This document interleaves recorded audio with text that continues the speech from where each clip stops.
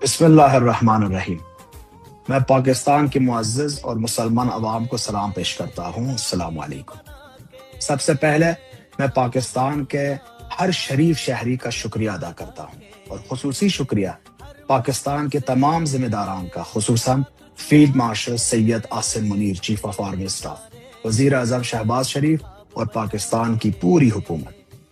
پاکستان نے گزشتہ 40 دنوں میں ایک بار اور رمضان جنگ کے انتہائی حساس لمحات میں ایک بار پھر ثابت کیا کہ وہ حقیقی معنوں میں ایک دوست، مسلمان، برادر اور ہمسایہ ملک ہے۔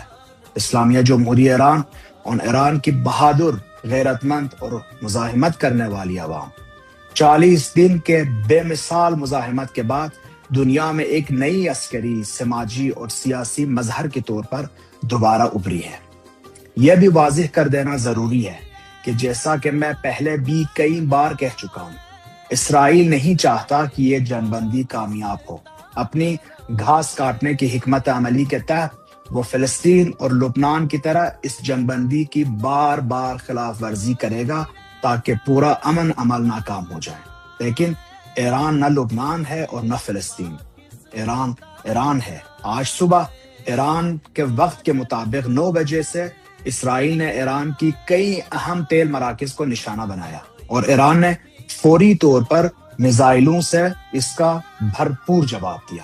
اسلامیہ جمہوریہ ایران ان مذاکرات میں کسی بھی قسم کے اعتماد کے بغیر اور مکمل بد اعتمادی کے ساتھ داخل ہو رہا ہے۔ امریکہ اور اسرائیل کے اعلان کردہ مقاصد، چاہے جنگ سے پہلے ہو یا دوران جنگ، کوئی بھی حاصل نہیں ہوا۔ اسلامی جمہوریہ ایران انسانی اور مادی نقصانات کے باوجود مضبوطی سے قائم ہے، اور پہلے سے زیادہ قوت کے ساتھ ایران اور محور مزاحمت کی قیادت کر رہا ہے۔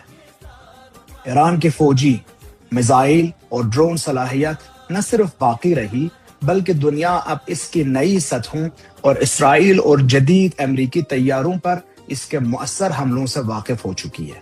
ایران کا 1 گرام افسودہ یورینیم بھی ملک سے باہر نہیں گیا، حالانکہ اسے قبضے میں لینے کے لیے ایک بڑی کارروائی کی گئی تھی جو الحمدللہ ناکام رہی۔ ان 40 دنوں میں ملک کے اندر 1 گھنٹے کی بد امنی بھی نہیں دیکھی گئی، اور ایرانی عوام نے ثابت کیا کہ اسرائیل اور امریکہ کی ایرانی معاشرے کے بارے میں ساری سوچ محض ایک وہم تھی۔ پورے 40 دن کی جنگ کے دوران ایران میں ایک دن کے لیے بھی پانی، خوراک، بجلی، گیس اور فیول کی کمی محسوس نہیں ہوئی، اور اسلامی جمہوریہ ایران کی حکومت نے ثابت کیا کہ وہ ایسی باوقار اور غیرت مند قوم پر حکومت کرنے کی صلاحیت رکھتی ہے۔ ایران کی بیرون ملک اپوزیشن، خصوصاً سابق شاہ کا بیٹا، جس نے ہر وہ ممکن کوشش کی کہ امریکہ اور اسرائیل ایران پر ملٹری اٹیک کرے، آج ذلیل و خوار بیٹھا ہے۔ ایران کے اس دعوے کو بھی تقویت ملی کہ ملک کے اندر بدامنی دشمن عناصر امریکی نیٹ ورکس اور موساد سے منسلک ایجنٹس کے ذریعے کرائی گئی تھی۔ لبنان میں محور مزاحمت کے خاتمے اور حوثیوں کی کمزوری کے دعوے بھی جھوٹا ثابت ہوئے، اور دنیا، خصوصاً اسرائیلی غیر قانونی باشندے نے دیکھا کہ حزب اللہ اب بھی غالب ہے، اور لبنان میں اس کا کردار مزید بڑھے گا انشاءاللہ۔ اس جنگ کا ایک اہم ترین فائدہ آبنائے ہرمز ثابت ہوئی۔ یہ وہ گزرگاہ ہے جو جنگ سے پہلے مکمل طور پر کھلی اور مفت تھی، لیکن اب ایران کے لیے ایک اسٹریٹجک اور انتہائی منافع بخش آلہ بن چکی ہے، اور جمعے کے مذاکرات میں یہ امریکہ پر دباؤ ڈالنے کا ایک بہت ہی اہم ذریعہ ہوگی انشاءاللہ۔ البتہ یہ نہیں بھولنا چاہیے کہ یہ صرف ایک عارضی جنگ بندی ہے۔ اگر امریکہ اسلامی جمہوریہ ایران کی شرائط قبول نہیں کرتا تو رہبر انقلاب بھی مستقل جنگ بندی قبول نہیں کریں گے، اور اس وقت تک سپاہیان اسلام کی انگلیاں ٹریگر پر رہے گی، فائر کے لیے بالکل تیار۔ یاد رکھنا چاہیے، یہ صرف ایک سادہ جنگ بندی نہیں ہے، یہ ایک ایسی عظیم فتح ہے کہ ایک ایسی سپر پاور کے خلاف جو دعویٰ کرتی تھی کہ وہ ایران کی پوری تہذیب کو ختم کر سکتی ہے۔